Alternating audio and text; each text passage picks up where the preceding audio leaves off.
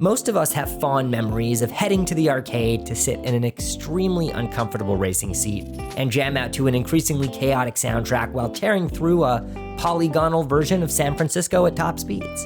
We have Crazy Taxi to thank for these memories, a game that burned out so hard and fast that the smoke barely had time to clear before it disappeared from the minds of gamers everywhere. So what the hell happened to Crazy Taxi? Released into the dying arcade market in 1999, Sega and hitmakers Crazy Taxi defied all odds to become an instant success. Not only was the game fast, fun, and infinitely replayable, but it was brimming with personality. Unlike so many of the more standard racing games and driving sims that took up space in the arcades at the time, there was an edge to Crazy Taxi.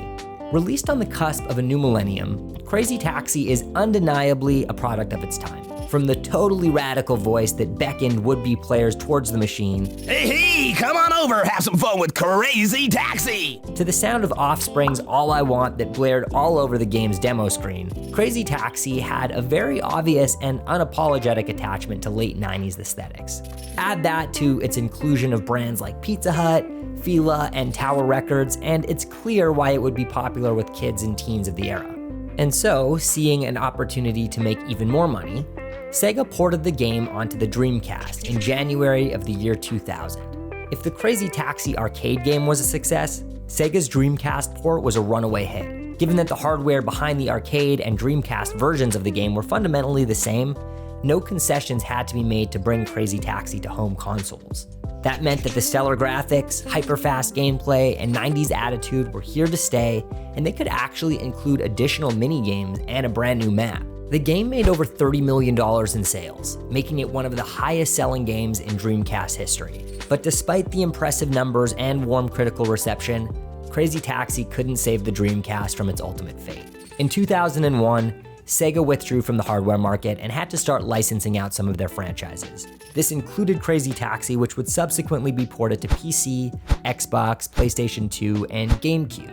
Alright, now, it says something about the quality of Crazy Taxi that it managed to thrive on both a late 90s arcade machine and Sega's failed console.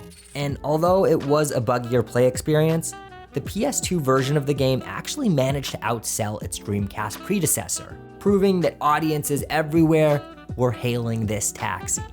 Very quickly, Hitmaker and Sega would make 2 more games in the Crazy Taxi franchise. 2001's Crazy Taxi 2 added new maps, new taxi drivers, and several features like the ability to hop and pick up multiple passengers at the same time. 2002's Crazy Taxi 3 High Roller did the same while also redesigning the classic maps to better fit with the new gameplay features. But despite the additions and overall faithfulness to the original title, each subsequent release saw lower sales figures and less friendly critic scores than the last. Then just 1 year later, in 2003, THQ would port the game to the Game Boy Advance, with what was arguably the worst version of the game with its choppy graphics and slow, unreliable FPS rate. At that point, Crazy Taxi went uncharacteristically silent. Suddenly, the franchise that was everywhere was nowhere at all. Its aggressive punk rock soundtrack had faded into the background. So what happened? How did Crazy Taxi fall out of favor so quickly with the gaming masses? It wasn't a single mistake that caused the franchise to flounder. Rather, it seemed like Crazy Taxi accidentally found itself in a several-car pileup of both internal and external issues. While Crazy Taxi 2 was generally well-liked, a game came out the same year that put some strain on the very niche market the Crazy Taxi franchise was cornering. What do you think? Just get to the game already!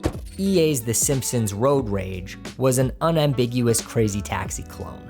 While it couldn't reach the heights of quality that Hitmaker's games did, Road Rage still managed to steal away some of Crazy Taxi's market share with its recognizable characters and locations. Sega would actually take Fox and EA to court over the issue. The dispute was eventually settled outside of any legal proceedings, but the damage was done. Then the developers were only given a year to complete another entirely new sequel. And while Crazy Taxi 3 is fun, the pressured development time certainly shows. There were no real graphics upgrades because all the games were made in such quick succession. And rather than feeling like an entirely new game, Crazy Taxi 3 was really just an expansion and update on the second game, which itself was a glorified expansion of the first. Then there were all the ports. After arcades finally died, the principal Crazy Taxi experience was on a home console, and a lot of the early charm was gone. That lack of charm would be tragically paired with the loss of Crazy Taxi's distinctive late 90s flair in 2007, when Fair Wars showed up for the PSP. Crazy Taxi Fair Wars, once again, wasn't really its own game. Instead, it was a combination of the original Crazy Taxi and Crazy Taxi 2, which also boasted a new multiplayer mode, which was honestly incredible. But what it gained in fun new features, the game lost in brand recognition. For the first time in franchise history, a Crazy Taxi game launched without its iconic punk rock soundtrack, or any of the branded in-game locations. It's unclear whether the bands and brands themselves were unwilling to attach their names to the property, or if the game's publishing company just couldn't afford to include them.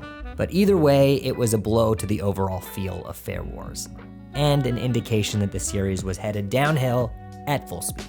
It would be a full 7 years before fans saw the Crazy Taxi name pop up again, but this time it was in the form of a mission-based runner-style mobile game. 2014's Crazy Taxi City Rush was fine, but it wasn't really Crazy Taxi, and neither was 2017's Crazy Taxi Tycoon, a top-down business manager sim that couldn't get any further away from the iconic arcade game if it tried. At this point, it was safe to say that the franchise was dead. It had taken too many hits, the engine was smoking, and nobody was coming to tow it. Throughout the years, in an attempt to keep Crazy Taxi in the public eye, they really just diluted the first game.